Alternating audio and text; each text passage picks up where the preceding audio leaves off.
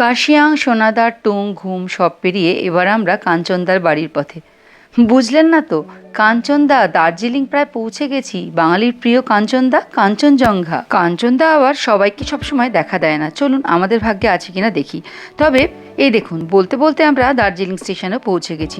তবে দার্জিলিং স্টেশন ঢোকার আগে বাতাসিয়া লুপটা ঘুরে যেতে কিন্তু একদমই ভুলবেন না। ভীষণ সুন্দর জায়গা, সাপের মতন এঁকে বেঁকে টয় ট্রেনটা এই বাতাসিয়া লুপ দিয়ে ঘুরে দার্জিলিং স্টেশনে পৌঁছায়। চলুন, দার্জিলিং তো প্রায় পৌঁছে গেছি, এবার একটা মাথা গোজার ঠাই খুঁজতে হবে। যেহেতু আমাদের নিজস্ব একটা 4 হুইলার রয়েছে, তাই পার্কিং আছে এমন হোটেলই খুঁজতে হবে। সেই জন্য আমরা প্রথমেই পৌঁছে গেছিলাম ওয়েস্ট বেঙ্গল ট্যুরিজম। তবে ওখানে কোনো ভ্যাকেন্ট ছিল না। বেরিয়ে এসে ঠিক তার পাশেই পেয়ে গেছিলাম ইএসএসসি স্যান্ডারলিং মল রোড। এই হোটেলটা ম্যালের পিছন দিকে জিমখানা ক্লাবের ঠিক অপোজিটে। এদের নিজস্ব পার্কিং রয়েছে, মোটামুটি অ্যাফোর্ডেবলের মধ্যে ভীষণ ভালো রুম। একই সঙ্গে পুরো হোটেলটায় প্রচণ্ড স্পেসিয়াস লন রয়েছে, স্পা রয়েছে, রেস্টুরেন্ট রয়েছে, এভরিথিং। প্রত্যেকটা রুম থেকে চারিদিকের ভিউগুলো অসাধারণ। এদের নিজস্ব রেস্টুরেন্ট রয়েছে, যেখানে ব্রেকফাস্ট, লাঞ্চ, ডিনার, স্ন্যাক্স এগুলো তো অপশন আপনারা পাবেনই। তার সঙ্গে রুমের সঙ্গে ইনক্লুডিং ব্রেকফাস্ট বাফেটও নিতে পারেন।